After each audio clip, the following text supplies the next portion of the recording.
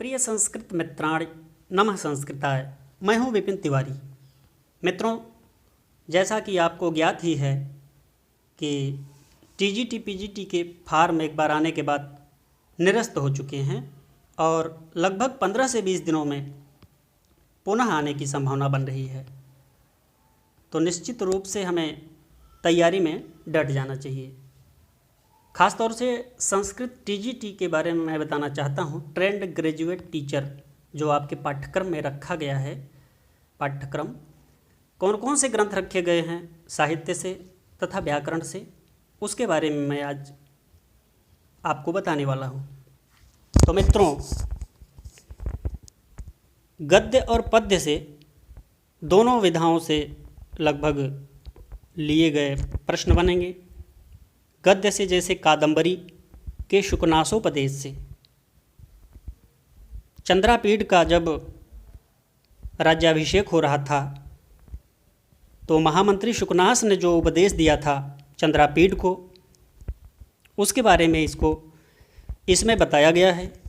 यह केवल संस्कृत प्रेमियों को ही नहीं अपितु मानव मात्र को इसको पढ़ना चाहिए, इसका अध्ययन करना चाहिए, क्योंकि जीवन में बहुत ही उपयोगी चीज़ें, धारण करने योग्य चीज़ें इसमें बताई गई हैं मित्रों। इसलिए इसका अध्ययन वैसे भी करना चाहिए।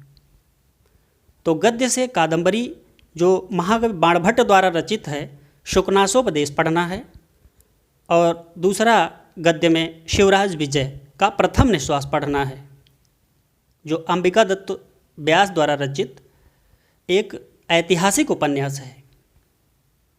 उसके बाद पद्य में मित्रों जैसे किरातार्जुनीयम, अभिज्ञान शाकुंतलम, उत्तर रामचरितम, मेघदूतम, नीति शतकम, ये सब ग्रंथ पढ़ने हैं। किरातार्जुनीयम में मित्रों पूरा नहीं पढ़ना है, किरातार्जुनीयम का प्रथम सर्ग पढ़ना है। किरातार्जुनीयम का प्रथम सर्ग पढ़ना है। किरातार्जुनीयम मित्रों महाकवि भारवी द्वारा प्रणीत है, जैसा कि आप सब जानते ही हैं। अभिज्ञान शाकुंतलम का चतुर्थ अंक सिर्फ पढ़ना है, केवल चतुर्थ अंक। महाकवि कालिदास द्वारा रचित यह एक नाटक है। उत्तर रामचरितम भी मित्रों एक नाटक है, जिसका तृतीय अंक सिर्फ पढ़ना है। तृतीय अंक को मित्रों छायांक भी कहते हैं।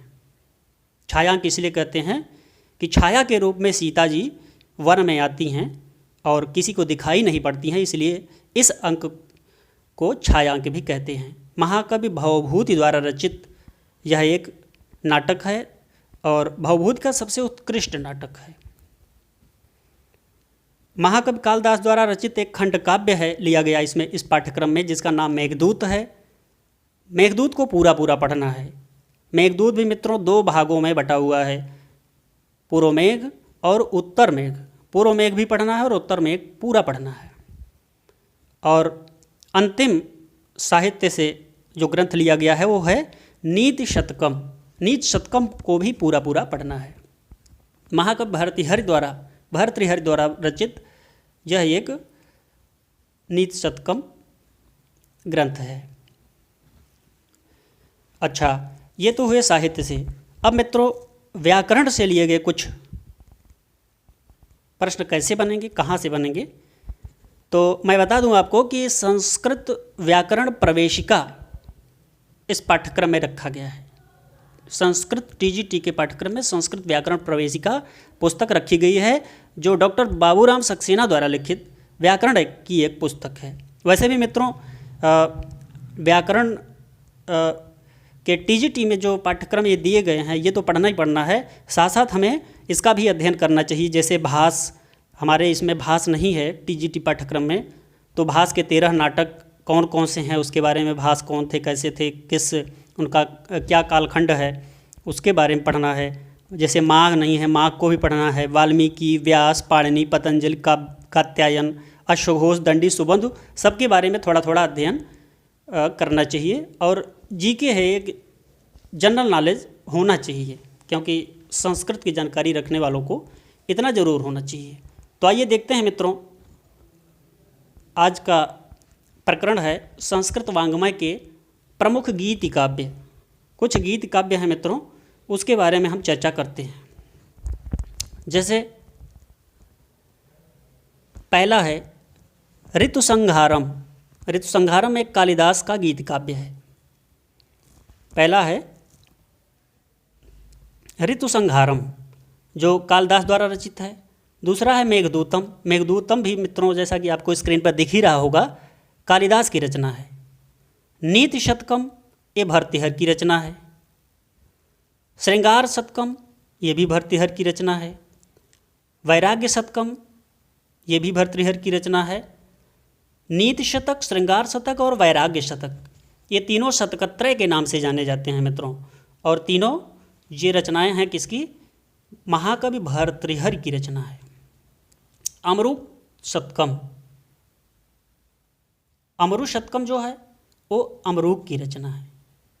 गीत गोविंदम जयदेव की रचना है, जैसा कि आपको पता ही है। गीत गोविंदम के बारे में सभी लोग सुने होंगे। और गंगा लहरी तथा इसी को कहते हैं पीयूष लहरी। गंगा लहरी या पीयूष लहरी ये पंडितराज जगन्नाथ की कई रचनाएं हैं, जिनमें से एक यह है। अमृत लहरी, सुधा लहरी, लक्ष्मी लहरी, करुणा लहरी, आसफ विलास, जगदाभरण, प्राणाभरण, ये सब रचनाएं, यमुना वर्णनम और भामिनी विलास, ये सब रचनाएं पंडितराज जगन्नाथ की हैं। आगे है मित्रों गाथा सप्तशती। ये भी एक इम्पॉर्टेंट ग्रंथ है जो हाल की रचना है। चौर पंचाशिका ये बिल्हड़ की रचना है। आर्या सप्तशती गोवर्धनाचार्य की रचना है। चाणक्य शतकम, चाणक्य शतकम चाणक्य द्वारा प्रणीत है। घट करपर काव्यम घटपरकर की रचना है। नीतिसार घट करपर की रचना है। चंडी शतकम बाणभट्ट की रचना है। सूर्य शतकम मयूर भट्ट की रचना है। भल्लट शतकम भल्लट की रचना है। वक्रोक्ति पंचाशिका ये रत्नाकर की रचना है। देवी शतकम आनंदवर्धन की रचना है। कुट्टिनी मतम ये दामोदर गुप्त की रचना है मित्रों। बल्लाल शतकम बल्लाल की रचना है। चारुचर्या, चारुचर्या ये क्षेमेंद्र की रचना है। क्षेमेंद्र की कई रचनाएं हैं मित्रों, जैसा कि आपको दिख भी रहा होगा यहाँ।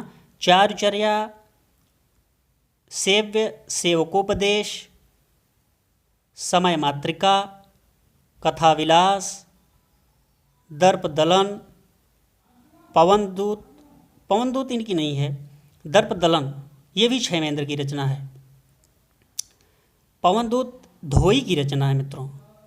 पवनदूत धोई की रचना है। और नेमिदूतम, नेमिदूतम विक्रम कवि की रचना है। शुक संदेश, शुक संदेश है लक्ष्मी दास की। भृंग संदेश वासुदेव की रचना है। हंसदूतम रूप गोस्वामी की रचना है। और चंद्रदूतम विमल कीर्ति की रचना है। तो ये सब सारी रचनाएं मित्रों गीति काव्य के अंतर्गत आती हैं, जिसका अध्ययन हमने अभी किया। तो इस प्रकार मित्रों ये वीडियो आपको कैसा लगा? यदि अच्छा लगा हो तो लाइक, शेयर तथा सब्सक्राइब करना न भूलें। ख़ास तौर से सब्सक्राइब करना न भूलें मित्रों। इसको ज़रूर देखिए और हम उम्मीद करते हैं कि यदि आप ऐसे ही हमारा मनोबल बढ़ाते रहेंगे, लाइक करेंगे, सब्सक्राइब करेंगे, तो हम आपको अच्छा से अच्छा वीडियो प्रस्तुत करते रहेंगे। तब तक के लिए मित्रों नमः संस्कृताय।